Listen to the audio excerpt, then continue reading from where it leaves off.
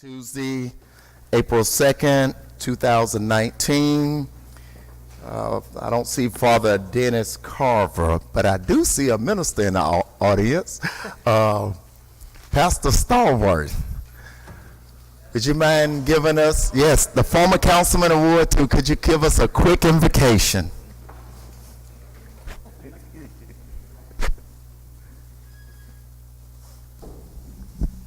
Thank you very much. I would ask everyone to please bow your head and give honor to the Almighty. Gracious God, we thank you for this time, O God, and Lord, we thank you for the occasion that we may come together to make our city a better place. Father, we're asking that you bless the leadership of this city and, Lord, each and every residence therein. Father, that we may be able to have peace, harmony throughout this meeting, Lord, but throughout our community. May we prosper under your leadership. May we be blessed under your guidance, and Lord, may all decisions be made in the true spirit of your will. We ask and pray in our Son Jesus' name. Amen. Amen. Thank you, Pastor Stallworth. Mr. Deming, would you lead us in the Pledge of Allegiance? I pledge allegiance to the flag of the United States of America, and to the republic for which it stands, one nation, under God, indivisible, with liberty and justice for all.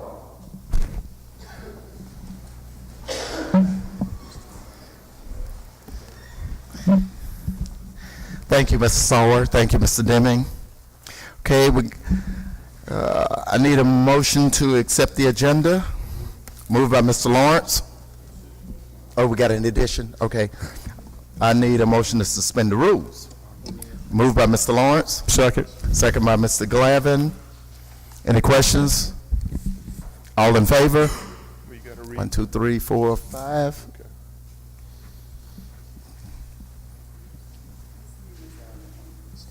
Okay, all in favor? 5-0. Motion carried. Ms. Lucy.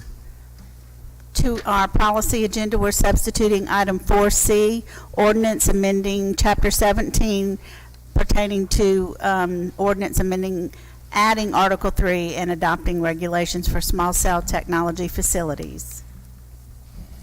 Okay, and I need a motion to accept the agenda as amended. Motion moved by Mr. Lawrence. Second. Second by Mr. Glavin. Any questions? All in favor? 5-0. Motion carried. Agenda accepted. Mayor's report. Yes.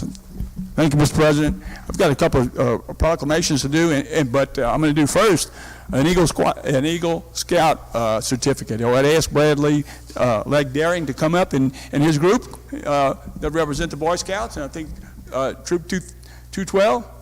212. I think you knew a little bit about that troop, didn't you? 213. That's right, exactly. So,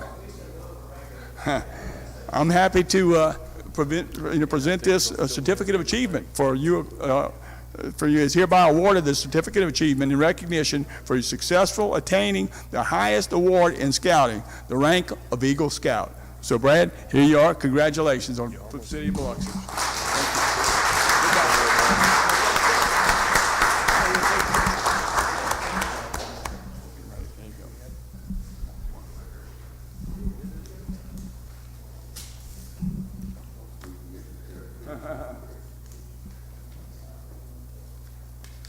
Well done. Congratulations. I'm trying to get a picture. Oh. Go.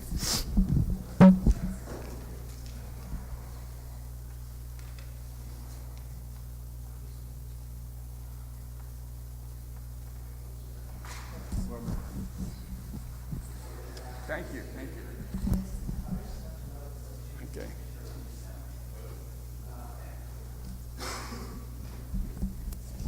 All right. Do we have anyone from the Gulf Coast Center for Nonviolence here? Very good, please. Hey, how you doing? Great.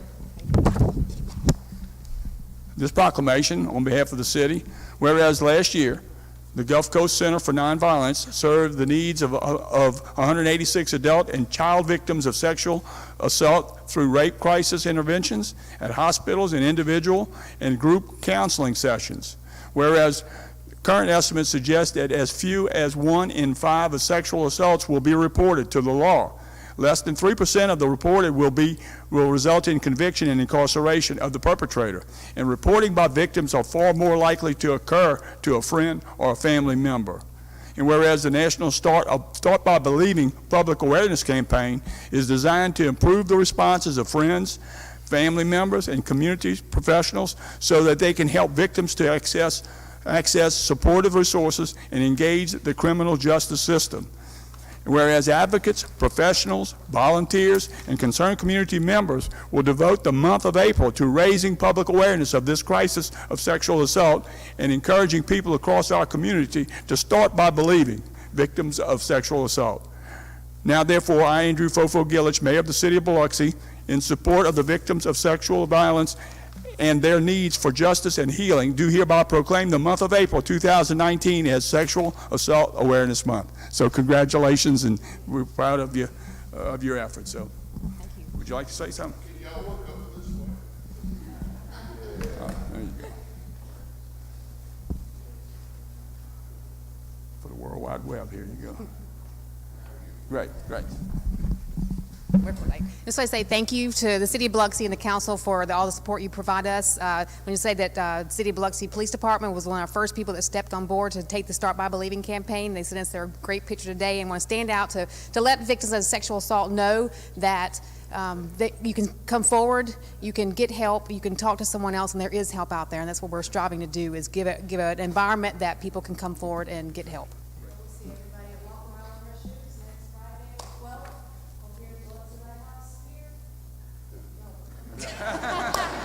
It's on the beach. Thank you very much. We're proud of you. Thank you so much for the work you do.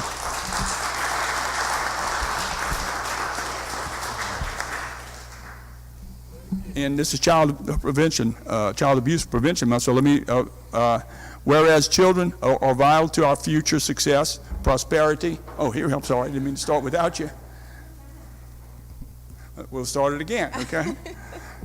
Whereas children are vital to our future success, prosperity, and quality of life, children are also our most vulnerable assets. And whereas all children deserve to have the safe, stable, nurturing homes and communities they need to foster their healthy growth and development. Whereas South Mississippi Children's Advocacy Center has conducted more than 1,400 forensic interviews and provided over 14,000 VOCA services to children who are sexually and/or physically abused or child witnesses to violent crimes since March 2015.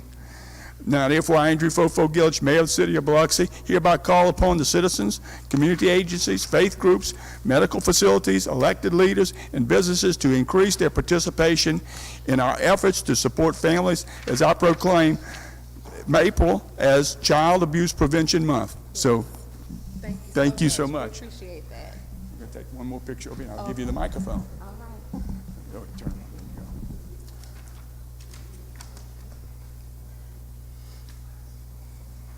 Okay, great. If you care to say anything? Sure. Well, I just want to thank you, Mayor, for just standing with us against child abuse. The CAC last year, we conducted 572 forensic interviews. That's giving those children a voice, and so they can tell whatever it is that has happened to them. So we just thank you all for standing with us, okay? Great. Thank you, sir. Congratulations. Good job.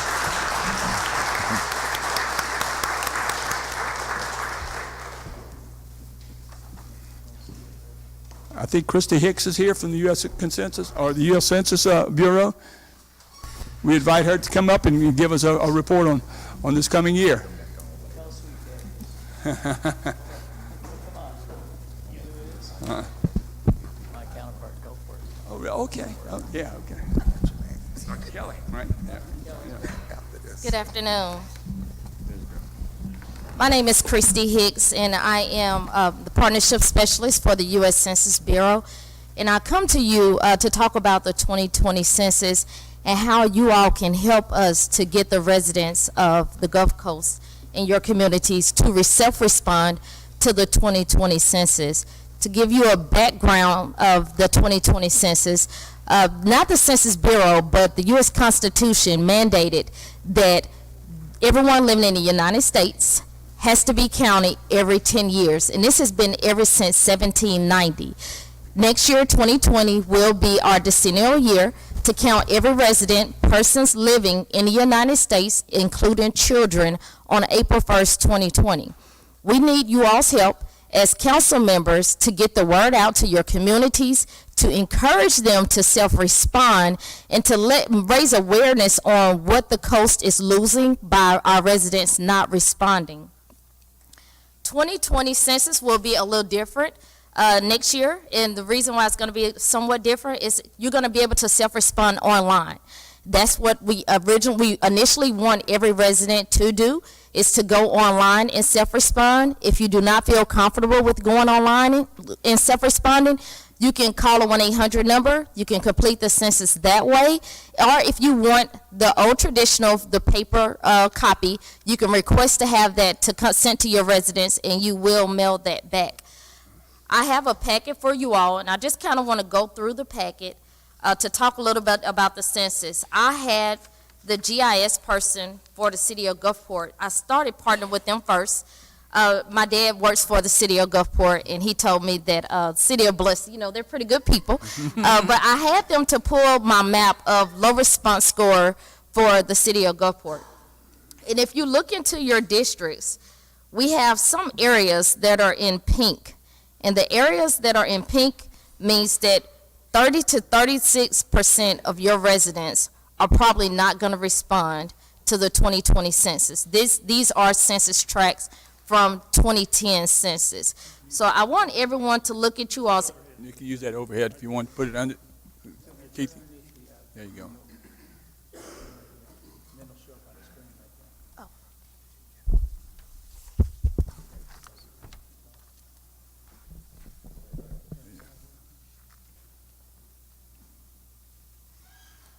So if you see, we have several areas that have a pink. We have some in a dark brown, and that's stating that 25 to 29% of your residents will not respond to the 2020 census. We have to encourage our residents to respond because Biloxi, Mississippi is losing millions of dollars by not responding to the census. If you go to the right-hand side, according to the George Washington study, Mississippi receives a little more than $6 billion annually, funded through the federal government. This money is funded by the count of the census. The census, the federal government does not give money by what our needs are. They give us money by what the count is. So if we don't get the count right, we don't get the federal dollars correct. We have Medicaid that receives over $2 billion annually. Anyone who receives assistance under SNAP, receives assistance under the Child Nutrition Program, our foster care, our low-income housing, HUD, and also we have FEMA. Whenever we have natural disasters throughout the state of Mississippi, the way the federal government dictates how much money the areas will receive is going to be off of the count. The decennial census is 2020, April 1st. And we only can count it once. If we don't get that count correct in 2020, we have to wait till 2030, 10 years to get the count correct. So that's why it's so critical that we all work together in educating our residents and encouraging them to self-respond. And one way that we can educate and encourage them to self-respond is by you all, as council members, elected officials, working with the Census Bureau. And by doing that, we'll form a complete count committee. And that's on your left-hand side of the packet. In the complete count committee, what you would do is, as elected officials, you will sit on the committee and you will nominate 1 or 2 people who live in your district, who you consider trusted voices. And you all will work on ways to strategize on encouraging the residents to respond. Because April 1st, 2020 is fastly approaching. So once that time approaches and the Census Bureau is giving us live numbers of who has responded and who has not responded, we want to be able to go to those residents with a plan. And we can't wait until the last minute to come up with this plan. So on the complete count committees, we come together, and that's up to the liaison. One person from the city council will appoint a liaison, and that will be my point of contact. And that liaison and myself, they will get the meeting together. They will have everyone to join the meeting, and we'll strategize on what will work for each person's district, because what works in Ward 2 may not work in Ward 6, and it may not work in Ward 7. So we want to come up with ways to encourage our people. One way we have to encourage our people is by letting them know that the Census Bureau is not political. Any information that we ask from the form is you're protected under Title 13. And that means any information that you give to the Census Bureau cannot be released. That means all of your information is protected. When your information goes through the data system, it goes as a number. So if we say Dixie Newman at 4801 Autumn Woods Drive, once your name goes through our system, you're just a number. 3 people live at that residence. In 2010, the United States lost over 1 million children alone by not being accounted under the Census Bureau. That's one thing we want everyone to understand. We want to count every person living in your household, no matter what their outcome may be. They may have warrants, they may be illegal. The Census Bureau does not care about that. We just want the count, and any information that you give the Census Bureau is protected under Title 13. There's one other title that we do follow, and that is Title 44. And Title 44 states that after 72 years, the Census Bureau will release a person's name, and that is to places like Ancestry.com. So after 72 years of your life, then your name will be released where you were at that time, whether it was 2020, 2030, 2040. So that's why I am coming to you all, asking that the board president nominate a liaison, which will be my point of contact, and that liaison will work with me, and we will get every council member to get 1 or 2 persons from their district as who you all consider trusted voices to work with the Census Bureau, strategize with the Census Bureau, and also those persons will let the Census Bureau know anything that's going on the coast that we could come and we can participate in, where we can hand out gifts to the residents, raise awareness to the residents. We also know that people will respond by if they know. If they don't know, they are not likely to respond. I can give you a prime example. When I was fresh out of college, my parents told me I need to roll in 401k. And I told my dad, well, I knew it was a retirement fund, but I just didn't know much about 401k. Sure enough, when I started working, they asked me if I wanted to enroll in 401k. If my parents would not have told me to enroll in 401k, I never would have done it, because you have someone telling a 23-year-old, let me take a little more out of your money every month to put aside for you 20, 30, 40, 50 years down the road. So we know that it's going to take the trusted voices in our communities, someone that has time to think, to strategize, and work with the Census Bureau to ensure that Biloxi, Mississippi, and our surrounding areas on the coast gets a correct count in 2020. Christy, that's an excellent presentation. I want to add on to that, just for the council. We've been involved in the census for almost a year now. It's all undercover. Our GS department received a list of all the residences in Biloxi, in the Biloxi area, and we were asked to update those based on what we knew. And we were able to update the actual number of residences, and I thought, oh, this is really great news. I want to tell us council all about this, because that's great news. And I was told, not unless you want to go to jail. You're not releasing any of that information. So it's not released. However, it was good news. So again, we've been working with Census now for almost a year, and we'll do another update, I understand, of the residents, because we are a fast-growing city, and that growth has to be captured. So I appreciate that. What Christy is really asking you in a roundabout way is, and the administration was going to come out to you and say, can you give us your trusted agent from your ward who we can reach out to and connect with the Census Bureau and be of help when the time comes to do the counting, so we don't miss anybody. That's what she's asking us to do. Christy, let me join in too with Michael saying another part of the deal. You mentioned SNAP. And, you know, through the National School Lunch Program, National School Program, they have accurate databases on by household, exactly. Applications, and we'd like to use non-obvious kinds of databases to make sure we haven't missed any. So we know that's pretty accurate count. But again, there are a lot of rules and regs about that, but the address is what we're worried about, and we're making sure that at least we have an accounting address by address, because these counts mean a lot of money in a lot of ways. And, we feel like, every 5,000 folks that we miss, that's a ton of opportunity. So, I would like to, be as accurate as we possibly can without violating anybody's, rights. But I mean, there are a lot of databases that we can say, hey, you missed this. Go back and find it, because there are people, through this database or those other kinds of things that we can tie together, and especially the online part of the deal. So with our B-mail and some of these other, communications, we can use a lot of technology to make sure we got the right count. All we're after is the right count. Correct. And I'm not for sure if I stated, but the federal government has already allocated over $675 billion to flow throughout the United States. But the money is going to count the people. It's going to count the people. It's not going to count the need. So we may need it, but if we don't have the correct account, then we're going to get what we account for. So on the coast, if we say that we have 75,000 residents in Biloxi, or we'll say, what about 60,000? 50,000. We think 50,000. Yeah. 50,000 residents, but we're only accounting for 30,000. That's how much we're going to be funded for.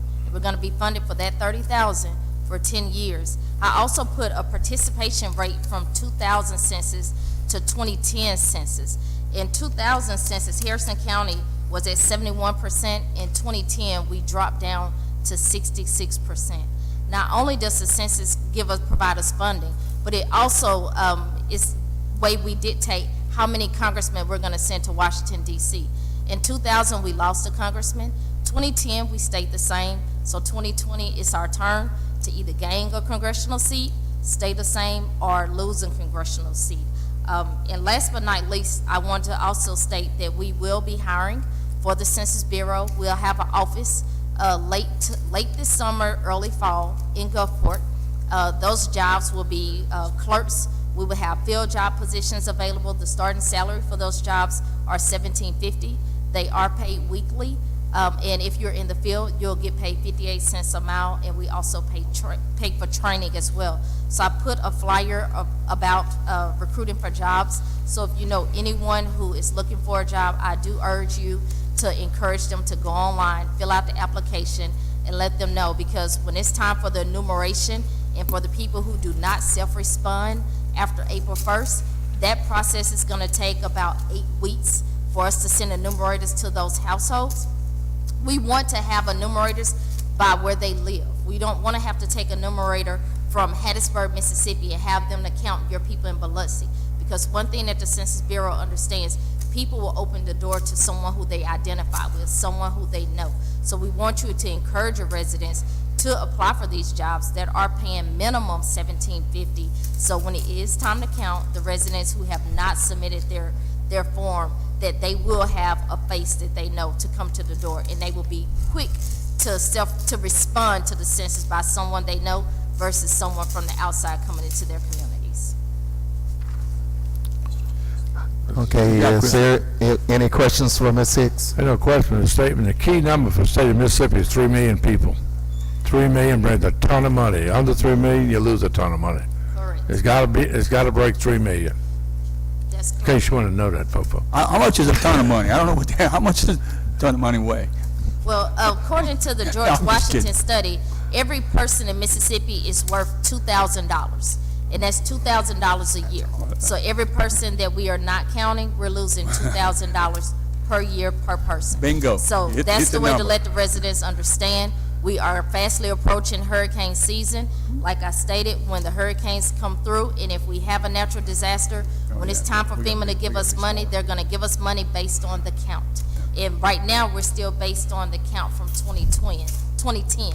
After 2020, if we have a natural disaster, then that money will be based on the 2020 count. We only have once to get it right, 2020. If we wait, we have to wait till 2030, and we're stuck with the funds that we receive. And we still have to provide the needs to our people. Good job. Okay. Tell Dr. Kelly we're proud of him, too. We think he's a good guy. Thank you all. When do you expect to be finished with the 2020 census? Our operation is going to go all the way up until late fall, so about between September and October. The enumeration process should take about 8 to 10 weeks for the enumerators to be in the field, but we still have operations closing everything out. We have people that have to clean the data. Some people's names are going to go through our database twice, so we'll have people who are cleaning that data up. taking out each person's name that are duplicates. It makes a big difference for 2021 election. The council will run in 2021. So it's going to set their wards, the number of people they have in each one of their wards. Exactly. Whether 5,500 or 5,800 or 6,000. So that's all takes effect 2021. So I hope you can have that in place. That way they want to move up and down the line. But I tell you, you talk on Oak Street, you got the little white area. I counted that yesterday, 119 people. You can put that down.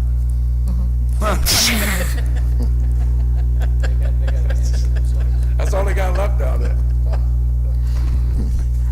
Any other questions for Ms. Hicks? This is the first year for online kinds of reporting, right? Yes, sir. This is going to be our first time going online. Yeah, good deal. Yes. Okay, thank you, Ms. Hicks. Thank you all. Thank you, Chrissy. Good job.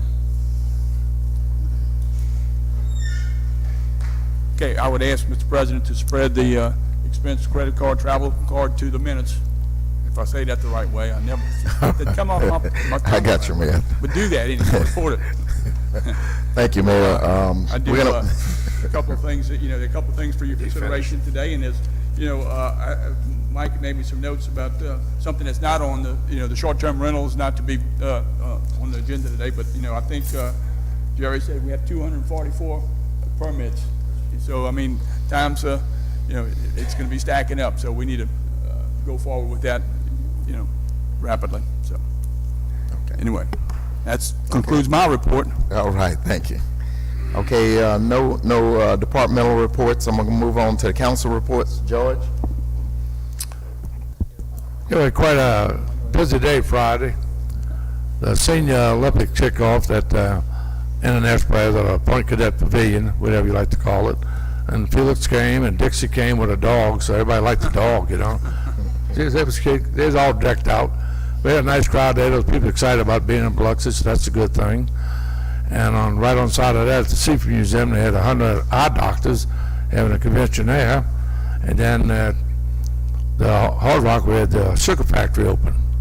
So Friday was a pretty busy day, a good day for the city of Biloxi. And I'd like to have a shout out for my daughter. She's 56 today, so I have to go to a birthday party, Even when they were 5 or 50, it doesn't matter. You still got to have a birthday party.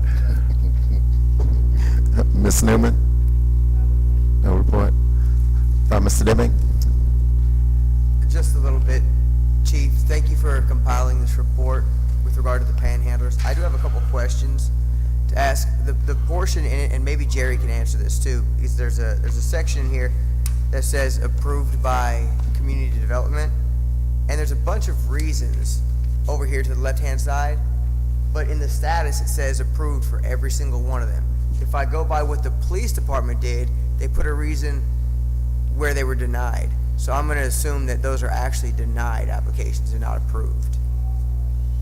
I'm not sure what you're asking there, but Right here, in 2019, we changed. 2019 permits approved by community development. Right. Issued in 2018. Well, it says right here, status approved, but half of them, more than half of them, have reasons: arrest in Biloxi and Gulfport, citizen of Alabama, drug charges, prostitution charges. There's different things. So your department They were denied approved. them. They were approved. Even And with those? In 2019, we started basically really following closely what we think we can do as far as denying someone a permit. The language is a little vague, but I think what we're doing now is the right thing to do. And so you'll see, though, I wanted to add those because I wanted you to see that there are that many out there. You'll see some there that says approved, but there's nothing beside them. There were several that were approved, and they just never came back. They came, asked for the permit, and then never came back to get it. So if you'll look at the photos, that's the actual people that have a permit today in use. Do we take a photograph of them when they apply? We do. That's interesting. So in your report, what's the difference in the process when it says approved or denied by the police department? And then in this report, it says approved or denied by community development. It was just a change in the process from 2018 to 2019. So you guys are taking over. So you'll see some of these that are under the 2018 that are approved, but when they come back to get their permit, some of them are not going to be able to get the permit based on the way we're doing it now. Okay, I think I got you. Yeah, it was no way to explain it except to put both graphs in there so that you could see both graphs. The 2018s have all expired. I'm sorry? The 2018s have expired. The 20 Uh, original permits. All the 2018s, but just there's I think there's a 3-month grace period there. So those actually yesterday should have, the ones should have expired yesterday. Everything should have been expired yesterday. Okay, so the pictures are the ones, this is April 2nd, so these are actually, Those are actual people that have a permit right now. how has this worked in the field?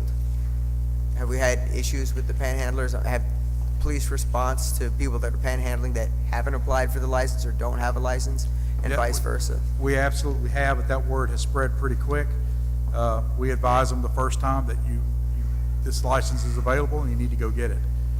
If they don't, then it's an arrestable offense after that, if they continue to do that. But there are some things, like if someone is just sitting with a sign, they don't have to have a permit. If they're just sitting with a sign, they don't have to have a permit. So there's a few things like that kind of get in our way a little bit from enforcing it completely. Okay. Does they have what kind of sign, Chief? If they have a sign just saying, I want money, and they're not approaching anybody, there's really nothing we can do. That's even addressed, if you'll look in the back there, I gave you a copy of the ordinance, and that's code addressed section. in there. And Peter may be able to explain that better than I, but if they're not approaching anyone, and they're sitting silent with a Yeah, but sign, they can't be in the street doing that. That's the problem at the moment with the pasteboard sign. They're standing in the street. They can't do that. you can't panhandle in the street at all. Not at all. And the problem that we were having at the I-110, I think we've pretty well eliminated that, just surely because we've just arrested everybody. The guy on Division Street, the sign was wide as Division Street. You know, they just walk down the middle of Division Street. Oh, yeah. But, hey, we've seen it all, I promise you. Thank you for Is the this what diligence. you were looking for? It is, and again, thank you for the diligence in All right. providing it to me on time. If you'll also look, just while I'm here, just to explain it, if you'll look right behind the last photo sheet, you'll see the standard background check form. So that is done on everybody. So it's not taken lightly. It is a time-consuming event to do this. Just for personal information, the ones on here that were denied that have outstanding warrants in different places, were those taken into custody at that point? The majority of them were not. The majority of them are misdemeanor warrants out of other cities, and we just tell them you need to go turn yourself in that city. I got you. Most of the time on a misdemeanor warrant, unless they just really want to come get them, they're not going to come over and get them. And if it's an out-of-state misdemeanor warrant, they're not going to come get them either. Right. So we've just made it clear to them that if you're wanted from anywhere for anything, you can't get a permit here. And then there's some other charges, like you'll see some prostitutions on there and a few other things. I think we're covered. I don't think we need to issue a permit to a known prostitute, in my opinion, and I think we're covered by the law on that. Right. Again, thank you, Chief. I don't have any other questions. President? Thank you, Mr. Glavine. Yeah, I got a couple of things. Just remind everyone, put it in the record, that it's North Bay night at Tailgaters off of Pops Ferry. So if you want to come get some chicken wings, tell them that you're there on behalf of North Bay Elementary, and they make a donation to North Bay. The other thing, I want to do a shout out for the Biloxi Police Department as well as our Biloxi Fire Department. There was a porch fire in the North Haven subdivision, and a police officer was in the area, and he responded to it and kept it under control until the fire department got there, and there was no other, it didn't spread to some of the homeowners that were very grateful for the quick response of the Biloxi Police Department in conjunction with the Biloxi Fire Department. That concludes my report. Thank you, Ms. Barrett. My only thing is just a reminder that we have the Ward 7 community meeting next Tuesday at 7 p.m. at the Wool Market Center on Cayley Cove.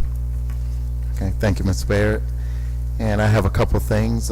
Thank you, Robert, for last week filling in for me. I want to note that I was at the Senior Olympics with George, and I beat him in dancing. Yeah, right. He quit halfway through the first dance. He left the floor. I want to thank my fellow councilman members. I went to Seattle last week. with Bill Raymond and learned a lot about the opportunity zone, so I'll be able to share a little bit of that confusing information. And also, we visited a couple of homeless camps, and also I think Bill and myself, we're going to share that information and some ideas that they had, and that was a great opportunity.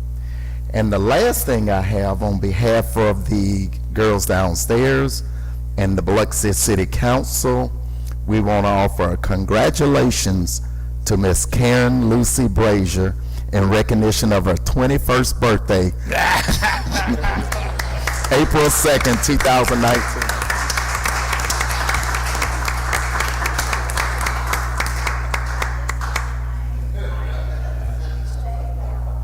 And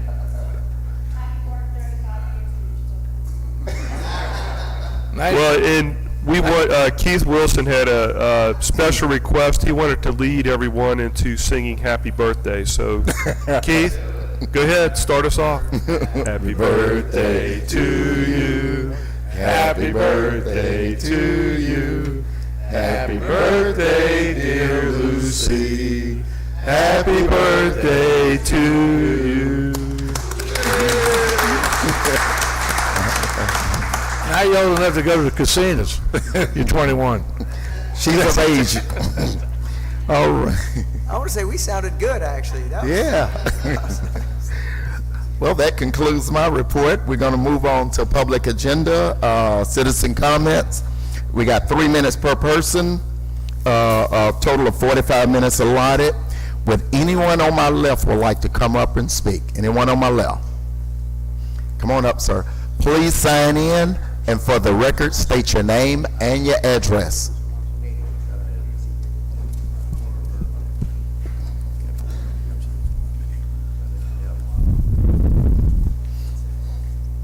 My name is Jim Perkins, and I am Area Vice President with Waffle House. And I just want to say that this is why I love the city so much. You guys always have a good time. And I've been here since I had an opportunity to buy a house in 1990 and on West Drive. And I've been here for a long time. And I just want to say that I love the city. It's been real good to Waffle House. We're actually opening another store probably in about 2 or 3 weeks. First week of May is the grand opening. So, but I'm really here to represent or to speak on behalf of Ronnie Barker, who has given us an opportunity to expand the city cemetery. So he's probably going to get up here and talk in just a minute, but I wanted to tell you that I've known Ronnie, full disclosure, I'm married to his sister. He's my brother-in-law. But I've known Ronnie now for 25 years, and when he says he's going to do something, he does it right. He plans very well, he finishes projects, and the guy doesn't have an off button. And I know that there's a need in the city. Not sure what the census was for this area for Biloxi, or how many citizens we have that live here, but I know that the city cemetery is out of room, and he has provided an opportunity to increase that, and has demonstrated the ability to show you the architecture and the plans, and it looks like a very pretty building. And I know that there's a little bit of controversy over encroaching upon the residents, but from what he has told me, the fence and the plants that he plans on putting up there, that it's going to be a quiet area, and it's not going to be loud and interfere with the residents that live real close to that area that he's trying to expand, or he's going to give you guys the opportunity. And I just wanted to tell you that I would, when I'm 150 years old, I would like to be laid to rest at the city of Biloxi. And I know that there's deep history in that cemetery, and I don't know if you guys have had the opportunity to do the tour of the cemetery, but there are so many people that have been with the city of Biloxi for a long time that have done a lot for us, that was buried there, and I just wanted to say that we should continue that, and if we're out of room, he's providing us an opportunity to fix that problem. All right? All right, thank you. Anyone else to my left?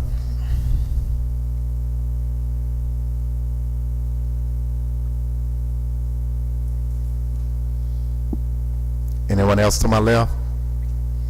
Anyone to my right?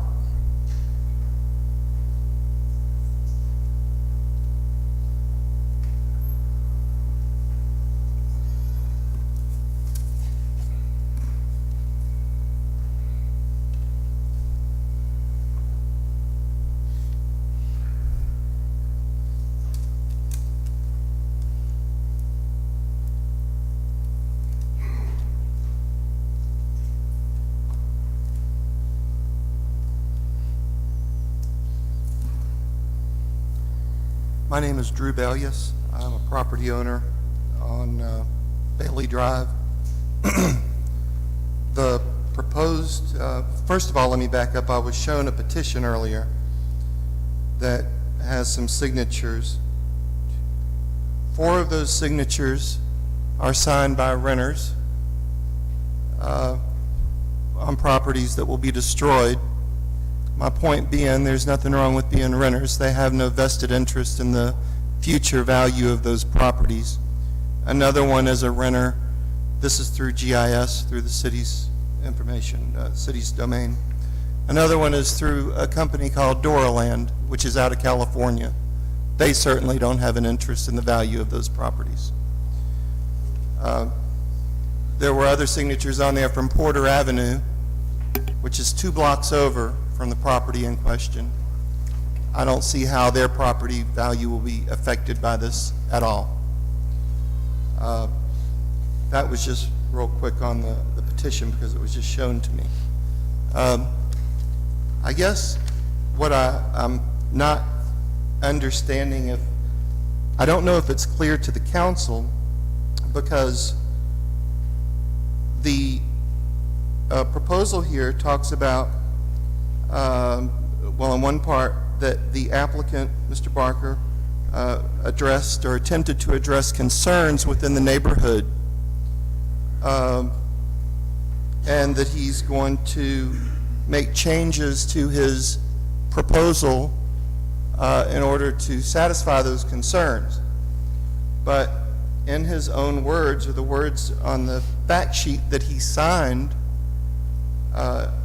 it says the entire project is to be completed in phases, and several existing family residences will be removed to allow room for the project to expand as future phases develop.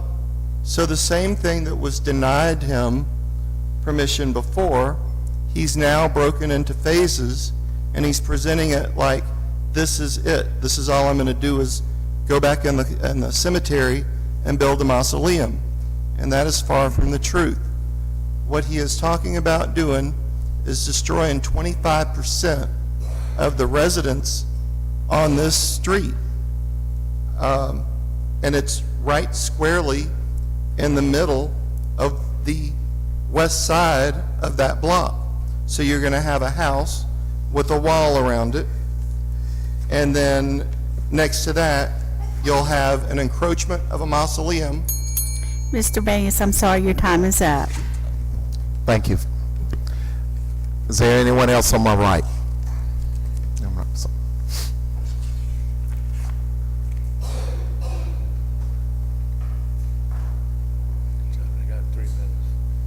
My name's Jack Nye. I live on Judge Sequoia Avenue. Okay, please sign in. Please sign in and state your name and address. I've been to all these meetings concerning this thing. What that man showed was not true whatsoever. He's not tearing down any of those houses on Bailey Drive. Those houses are old houses with very deep backyards. He's going to take about half of the backyards. They still have huge yards. He owns all the houses except one of them, and that's the woman that's opposed to him every time. She's disliked him since high school. But I was born and raised here, plan on dying here. Got 3 generations buried in the cemetery, and I'd like to be buried there with them. I'm sorry if a woman doesn't like having a big, beautiful mausoleum out behind her. I've seen mausoleums. I've seen some of the ones he's built. And they're not an eyesore. They look better than those tombstones. But he's offered to put a wall all the way across there, and any kind of shrubbery, trees, and I mean, I don't want, but I don't see how this is going to affect anybody. You got a cemetery behind your house. What's the difference, tombstones or a mausoleum behind your house? I don't see how that affects your value at all. That's pretty much all I got to say. I'm going to put down my address here. Okay, thank you for your comments. Anyone else to my right? Okay, I remind you, we got 3 minutes. 3 minutes.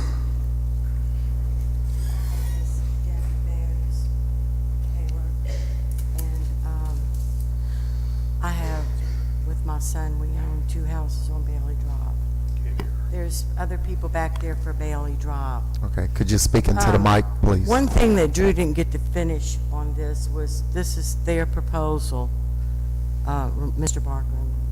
And on here it says, in their writing, their terms, the entire project to be completed in phases will include grade size services and parking and access drives. But then it says several existing single-family residents currently in evidence at this location will be removed, allowing room for this project to expand as further phases are developed. It's in here that it says several different phases. In fact, I think it's 3 or 4 mausoleums. So does that mean that if it's approved today, then the phases down the road, they can just start tearing down the houses in the middle of the street, and we'll have funeral processions coming up Bailey Drive going into this?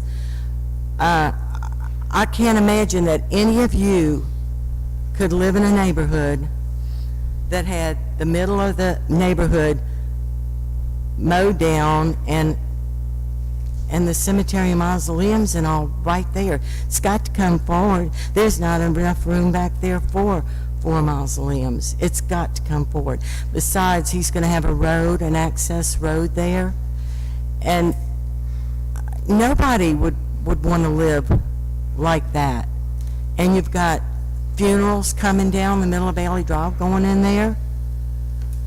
I'm asking you, I'm begging once again. I came to you last time. I'm begging, please save Bailey Drive. No one deserves that. No one. Thank you. Anyone else to my right?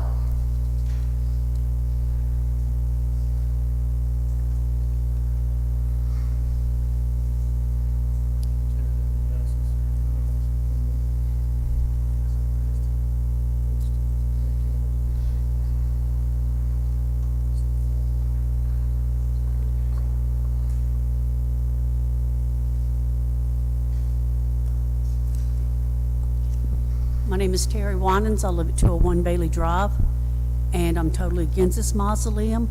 First of all, it doesn't need to be in my backyard. There's plenty of land he could buy and build on that wouldn't affect neighborhoods. I grew up on Bailey Drive, and it's a bunch of caring people that are actually neighbors and that come to each other's aid. And I just can't believe that we would allow him to come in there for the dollar. And that's all it's about to him, is a dollar. He doesn't care about people being buried next to their relatives. It's all about the dollar with Ronnie. And on that petition that he handed y'all, those people rent from him. So how do you know he didn't say, if you don't put down our support, I'm going to raise your rent? I'm just asking y'all to please consider the fact that we're a neighborhood and we would like to stay a neighborhood. And there's more people back there that live on Bailey Drive. They just don't like to speak in public. But please, give it some thought before you approve it. Thank you. Thank you. Anyone else to my right?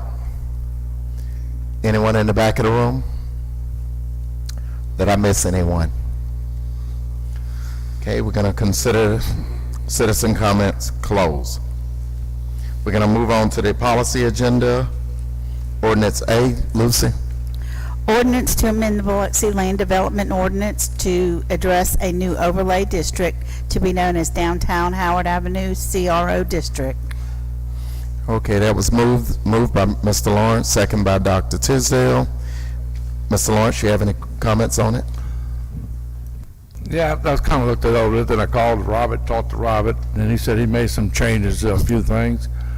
My thing is, you know, I watched it for 47 years, fail. 47 years. I don't want it to fail again. I don't want to stop people coming.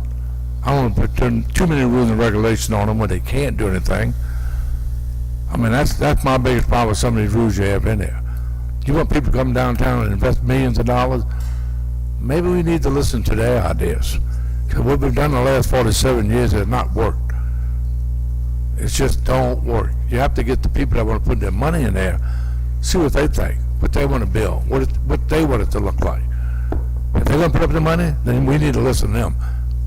So to me, But you heard what he said last week. He was okay with the language that was presented last time. We have had an update, and I think the spirit is to get this thing, doing exactly what you're saying, making things happen. And I think that's what we've changed the language to accommodate that. You mind if I add something? Joe, go ahead. We did. I sat with Peter right back here, and we discussed some of the more restrictive language. We changed some terms, and it really ultimately does remove a lot of restrictions, even from other portions of the code. It will circumvent those portions of the code and give developers more freedom to develop down there. We've also made it so open-ended that the governing people that will determine who gets to pass gets to make, in essence, some subjective decisions, but it's very limited on what subjective decisions they can make.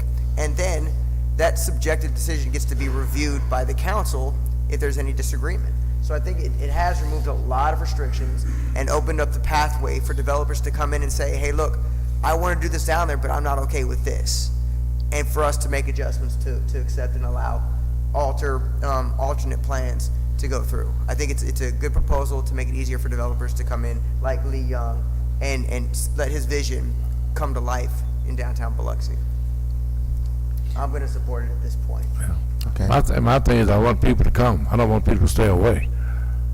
They want to look at something that's big it's not right, they're not coming.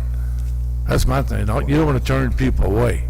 And that's exactly what this does. This says if you want to come develop down here, you don't have to go through the numerous and voluminous codes for the AHRC and the DRC. You go with these 2 pages, and if you don't like something in these 2 pages, then you ask if it's okay that you don't do that. And so, because they are, in essence, suggestions and encouragements, I think that it's a great opportunity to do exactly what you're wanting. Make it easy. That's what we have to do. I watched it for 47 years, fail. So now it's time for us to make it work. Yeah, Mr. Glavin? Yeah, you know, listen, we've created something here. We've created an overlay district, and I think we're being forward-thinking. I think the mayor's had a vision. You look at Howard Avenue now. First of all, it is Howard Avenue, and the brick pavers and the vision. We've seen all the renderings, and now we have a developer that is coming to the table, and he's ready to take a swing at this thing. And there's no one on this council, no one in this city of Biloxi that wants anything to fail. We want to succeed, and when is there a better time, look around, than right here, right now, in Biloxi, Mississippi, to get with it and let's go forward. So we're ready to put this to bed, we're ready to move forward, we're ready to tell not only Mr. Young, but any other developer out there that's listening and watching, come to Biloxi.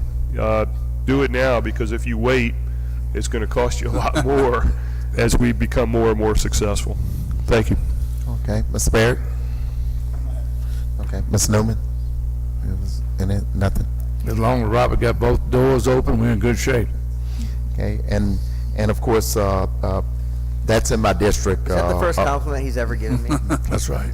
Yeah, and that's in my district ward too, and I watch urban renewal, suck the life out of the area, and this is an opportunity to move it forward. So I'm like Robert, I'm ready to give it a chance and give it a shot. So we're going to go ahead and call for the question. All in favor? Okay, 6-0, motion carries. Okay, policy agenda B, Ms. Lucy.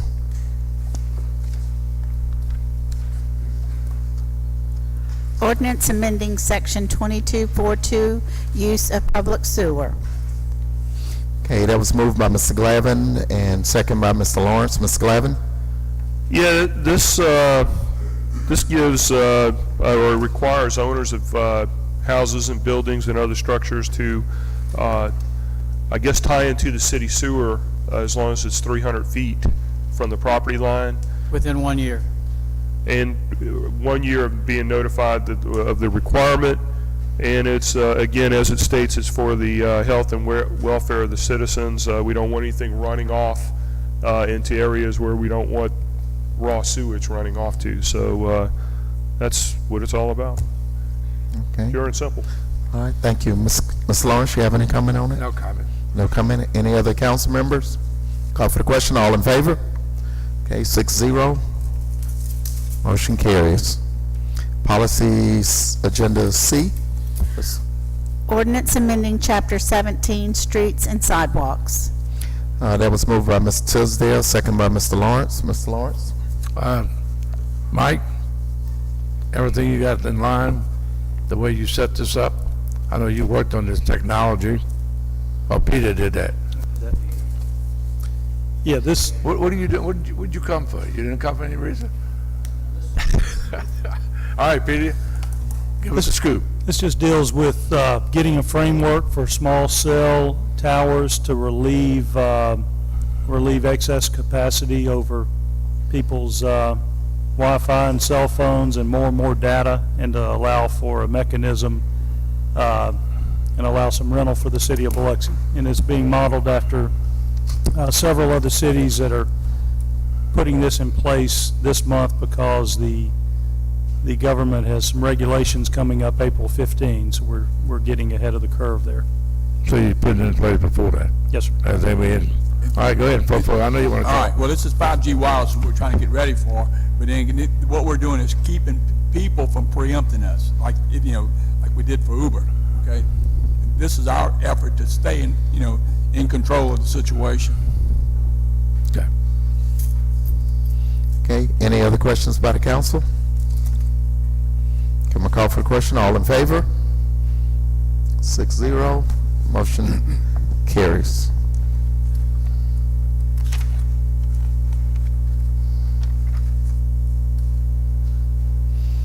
Okay. All right, we're going to move on to resolutions. Ms. Lucy? Resolution to grant conditional use approval for properties identified as 1128 Robertson Street and several properties on Bailey Drive. Move to deny. Move to deny. Got a motion by Mr. Lawrence. You have a second?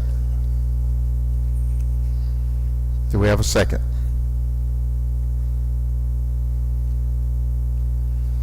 No second? Dies for lack of a motion. Second. Do we need another movement on that? You moved to Mr. Barrett? Moved it? We need a second? Second by Ms. Newman. Any questions? I do. I'd like to put this bothers me because we are destroying the neighborhood. No matter what you say, and my fellow councilmen need to know that. There's 19 houses on this street. The man owns 4 of them. It's not a cemetery. This is private property. This is a resident. This is not where you build mausoleums. So we're going to build mausoleums on Azalea, Father Ryan, Irish Hill, Morrison. All these connect to the cemetery somewhat. If that's some law, it's got to be close to a cemetery, which I've never seen that written anywhere. So we're going to take 19 houses and have a man destroy this neighborhood. You can call it what you want. 16-foot mausoleum on the side of your house. There's nobody coming here. The city's supposed to protect these people. They're supposed to protect their property. You're not doing that. Nobody's moving from Michigan to go move on the side of a mausoleum to say the property value is the same. Not going to help. So what y'all doing here is affecting the neighborhood. We're supposed to be building neighborhoods, building this town up, not destroying neighborhoods. And that's what you're getting ready to do. You're going to vote against the neighbors that live there, been living there for 80, 90 years, and just take their home away from them because of some mausoleum that shouldn't be built there anyway. So I want you to know that. What y'all doing, you're affecting these people's lives. Not his. The guy building a mausoleum, the people that live there. You're affecting the way they live. They can't move. They can't just jump up and move somewhere else. When all of a sudden they're going to have a mausoleum, which I don't even know if it's illegal. We come to conditional use somehow or another and say you build a mausoleum on private property, so that means you build a mausoleum anywhere in the city of Biloxi? Because this is a neighborhood, 19 homes on this street, man, there's 4 of them. You don't own them all, so you're affecting the rest of the neighborhood by putting a mausoleum in these people's backyard. And it's really a sin to think that you're gonna affect that many homeowners that have been in the city of Biloxi this long. I mean, that's just a shame. Thank you, Mr. Lawrence. Any other questions by the council? Yeah, I'd like to ask Jerry some questions.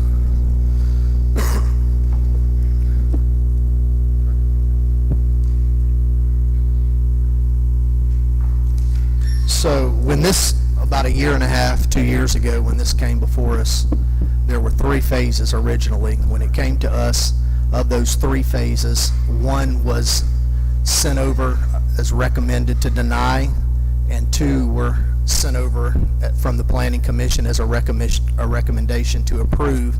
And if I remember correctly, there was some opposition within the Planning Commission. Is that correct? It wasn't a unanimous decision on the recommendation. Yes, that's true. Okay. And that was like a year and a half, 2 years ago, and it died because of a 3-3 vote. And recently, Mr. Barker came back to planning. He corrected the things that were concerns and removed the 3rd phase from what is being approved. That's correct. And so, are recommended from the Planning Commission for us to approve.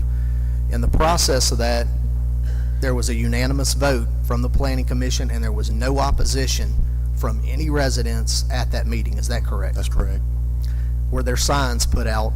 Yes. And in the process of that? advertisement in the Okay, paper. and that was a unanimous 12-0 vote from the Planning Commission to recommend this to move forward. I believe it was 15. 15, yeah, 15-0, yeah. So do you have a map so you can sort of lay out what those 2 phases, and one other question, if this is approved, he cannot do any other phases unless it comes back before you, other than what we're approving today. He can't approve anything or do anything else unless it goes back to DRC, then goes to planning, and then comes to council again, and that those additional phases would have to go through all that process to be approved. That's correct. Okay. Yes. Mr. Barker's made a number of changes here. I hope you can see the drawing okay. If you'll recall on the original drawing, there were 3 phases, and the 3rd phase actually came over to Bailey Drive. They also had a driveway access coming out onto Bailey Drive. He's removed that driveway. There is no connection to Bailey Drive now. They'll continue to use the same road for funerals and access that they've always used for the rest of the cemetery. What he's agreed to do is he's going to leave the 4 houses here that he owns. They're not going to be demolished. They'll still be there. He's putting in a buffer strip between the phases and the existing houses that are back there. Not just a solid fence, but also green space on this side that backs up to those houses. The only place he's not putting in the landscape is on the corner lot that he does not own. He is going to put a fence down the property line. So it will be totally separated from the neighborhood, and the phases will be inside. It'll be self-contained inside the cemetery.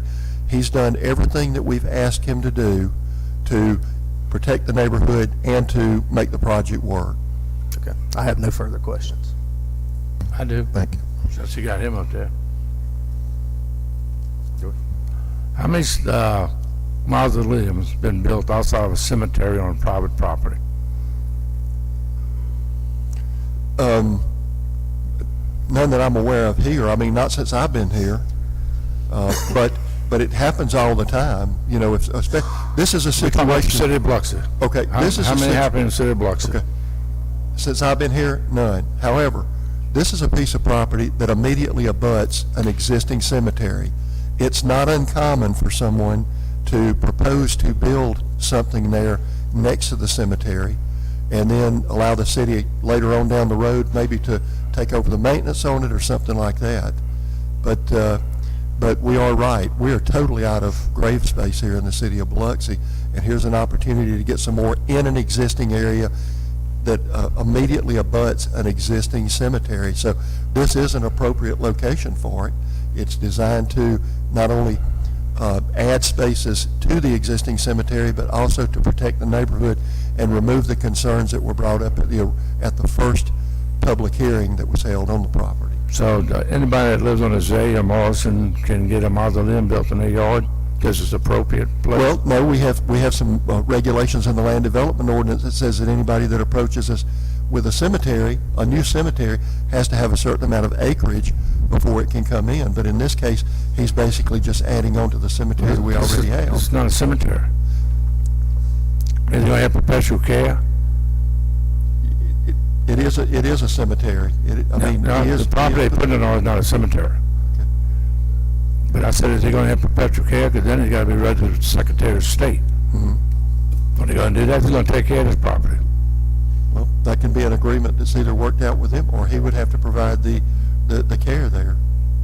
So the city's going to clean private property? I didn't say that. I said that he could work that out with the city, or he could provide it. That's something that can be discussed. So, and I'm just saying, you answered my question. No cemetery, no private land ever been had mausoleum built on it, and yet you said it's the perfect place for one. Well, you got a lot of people live around cemeteries. You got Greater Southern, you got the Wool Market, Colville, so anybody around there can build mausoleums in their yard. Shelby Sweatman, his property runs from the beach to the cemetery. So he could put a mausoleum on his property too? I mean, this thing's wide open. Once you do this, you just turn loose about 50, 60 pieces of property, according to you, as long as they're connected to the cemetery. But I'd like to see where that's written.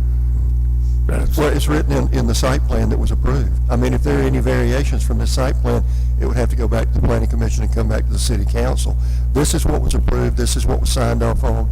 This is what the planning commission recommended. So y'all had no problem destroying the neighborhood to build a mausoleum? Now, I can't believe the planning commission did that either. With 19 houses, Jerry, he owns 4. There's 10 houses on the west side and 9 on the east side. There's 19 homeowners, and you're taking their homes away from them. I mean, that planning commission, that's out of line. And then you use a conditional use to do it. Well, again, So, everything he's once doing, again. everything he's doing will Okay, be in separate. okay, the points are made. Well, thank you, Mrs. Grill. Okay, Mr. Krill, will you stay? go ahead, yes, sir. All right. I just want to clarify my understanding of the project as it is today.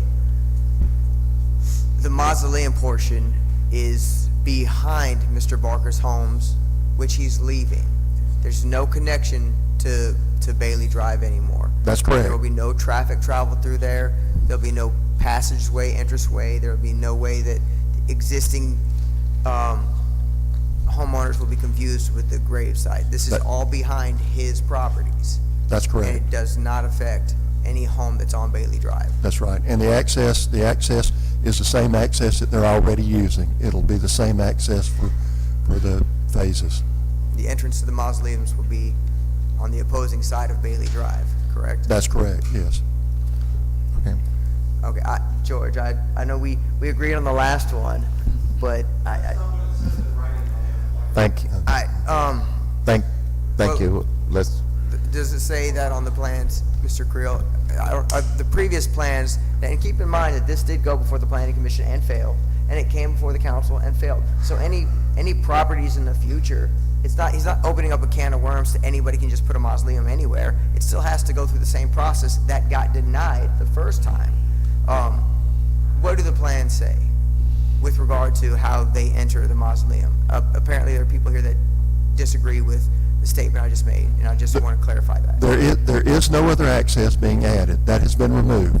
They will continue to use the existing drive that comes into the cemetery. That's what was approved on the site plan. That's what went before the planning commission was approved. Well, how do you separate the lots? This is all of the backyards. How do you separate these lots to call it whatever y'all made up to call it? How do you separate them properly?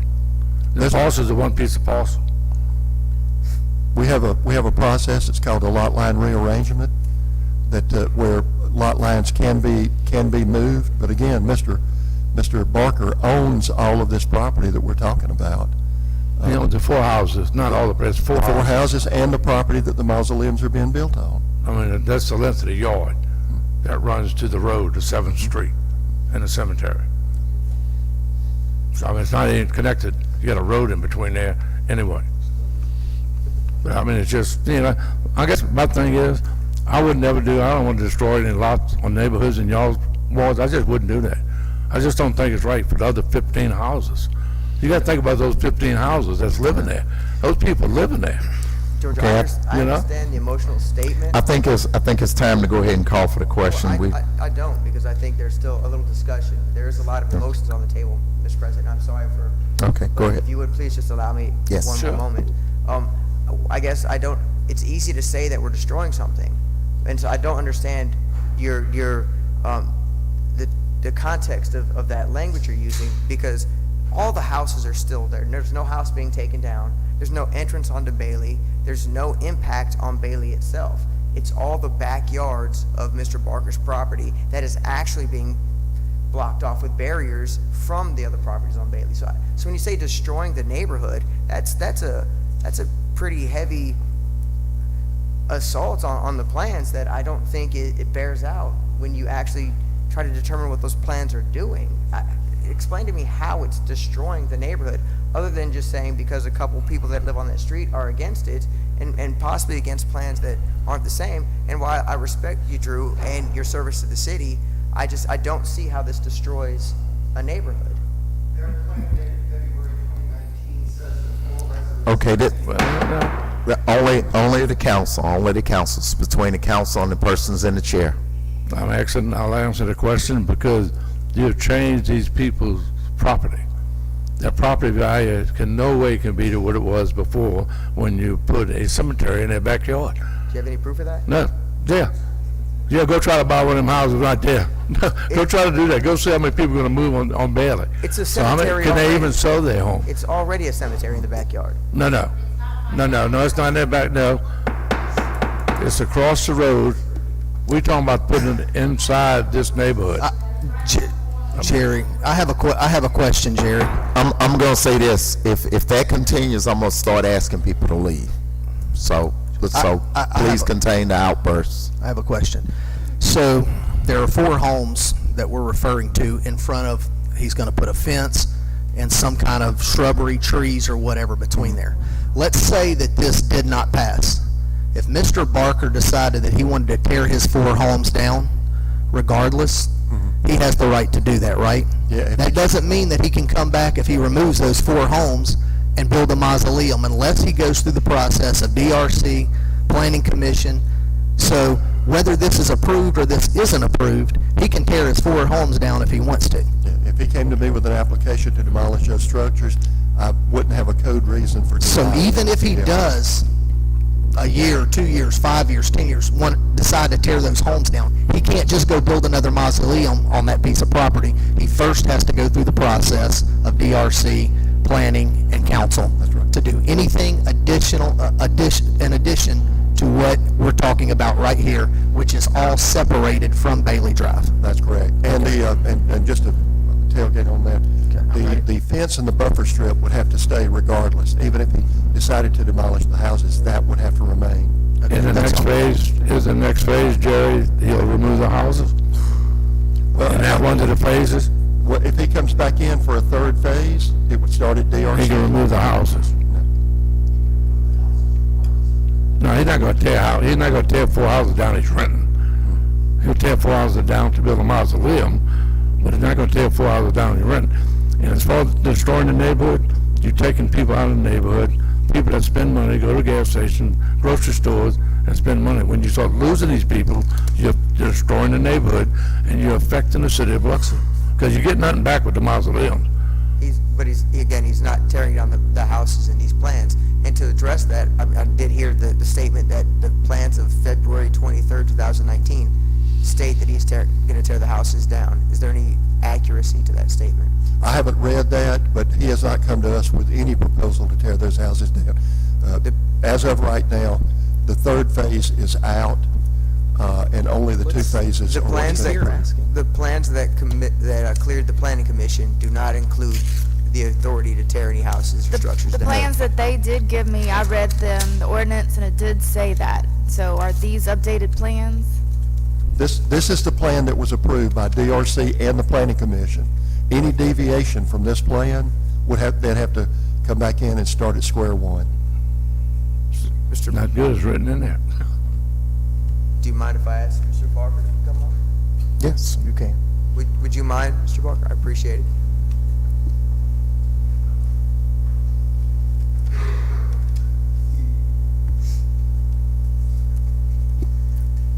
If you would, tell us about the plans that were passed by the DRC and the Planning Commission that you intend to move forward with if you are successful tonight.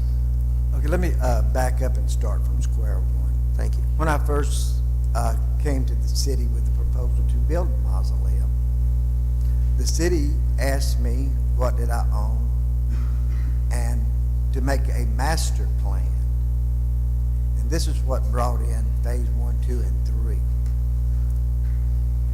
And so when they seen that it was going to impact Bailey Drive, I said, well, that's fine. I said, that wasn't really in my initial plans to build there. And like I said, I was raised in this neighborhood. My second home is in this neighborhood. I spend as much time here as I do in seminary where I live. And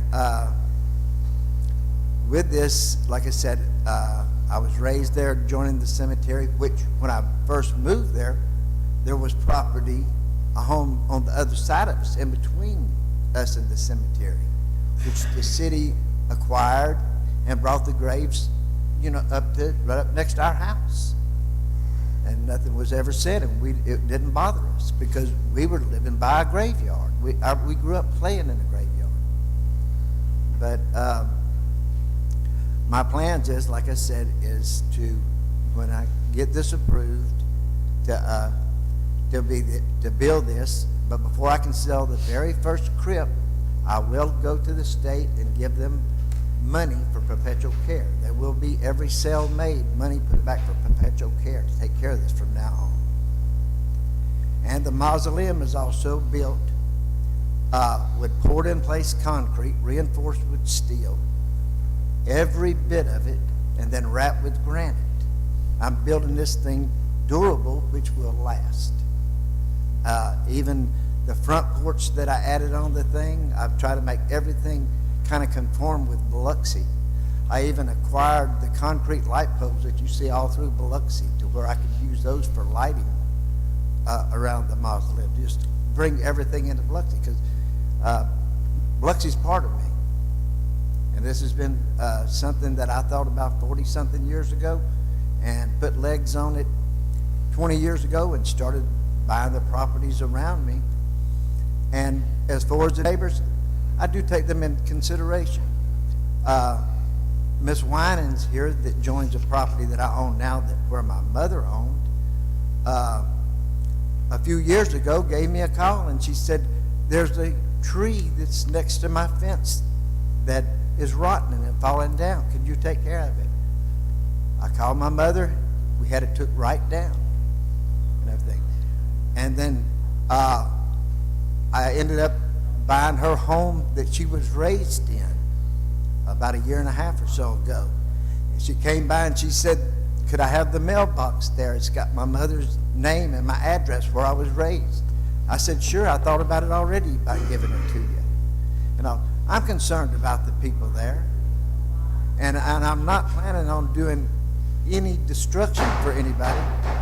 And of the 19 homes that's there, I went by and talked with them and explained what I was doing about with the people living in the homes. 14 of those signed a petition saying that they approved of it and like to have the mausoleum there. Mr. Barker, so let's address Robert's question. Outside of the two phases, and I understand that the original language, some of that may have been left over. Do you plan to demolish those 4 homes and build an additional mausoleum where those homes sit? No, I do not. Okay, I think that's what Robert was wanting to get.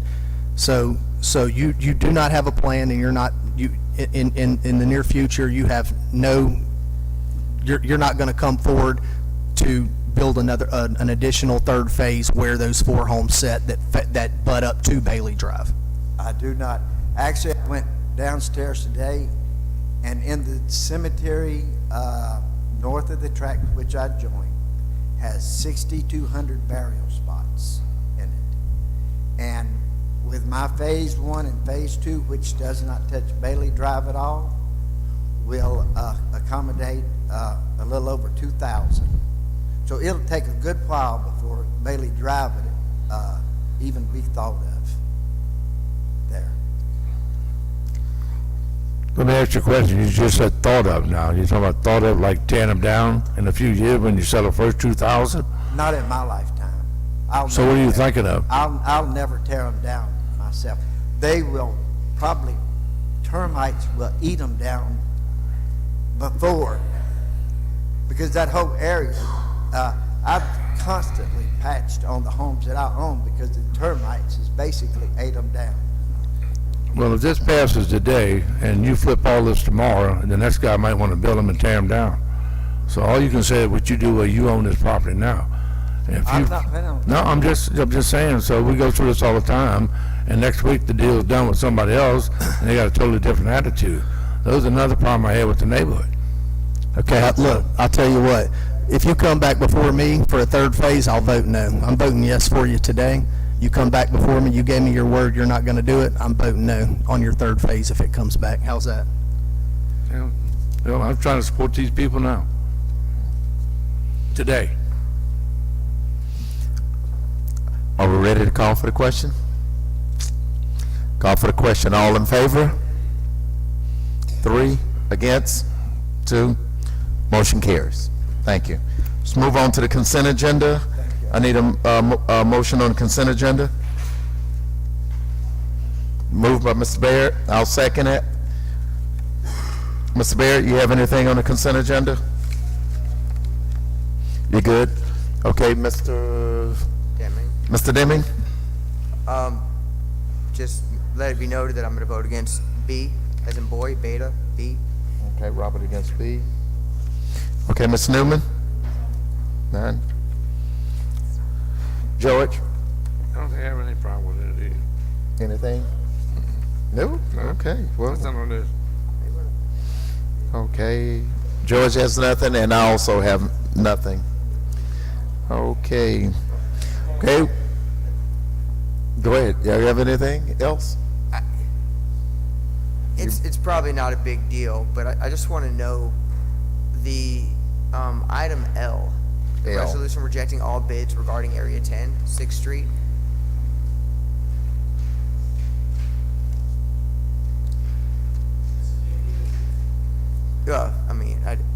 I mean the reason, not the actual project.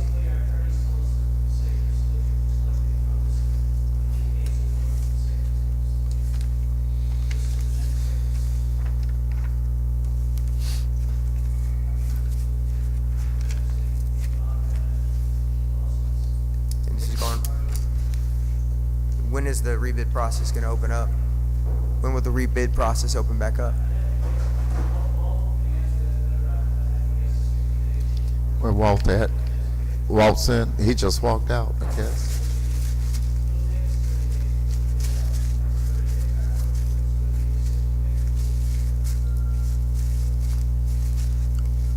Okay, no other questions. We're going to call for the question on the consent agenda.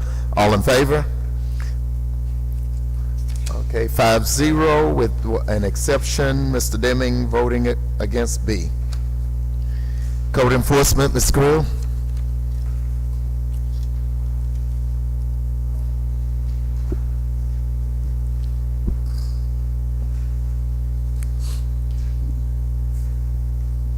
The only item we have on the agenda tonight, item A, Jerry M. Smith Jr., care of Jared Smith. Mr. Smith has been in constant contact with me. Property's still in violation. It's a structure that's being torn down, and he and his brother are working on it. They work offshore, and every time they come in, they're working on it. So I would ask for another 30-day extension Okay, I'll move, give them another 60 days. Second by Ms. Newman. Any questions? All in favor? 5-0. Motion carried. I need a motion on routine agenda. I'll move. Moved by Ms. Barrett. I'll second that. George, you got any questions on routine agenda? Here's a scoop.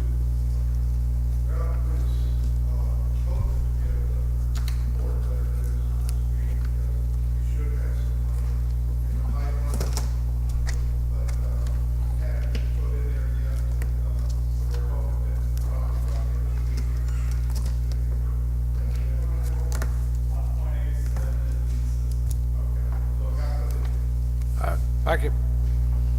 Okay, any other questions on routine agenda? All in favor? 5-0. Motion carry. And I need a motion to recess in the name of Miss Lucy on her 21st birthday. I'll move that. Moved by Ms. Lawrence, second by Ms. Newman. All in favor? Motion carry.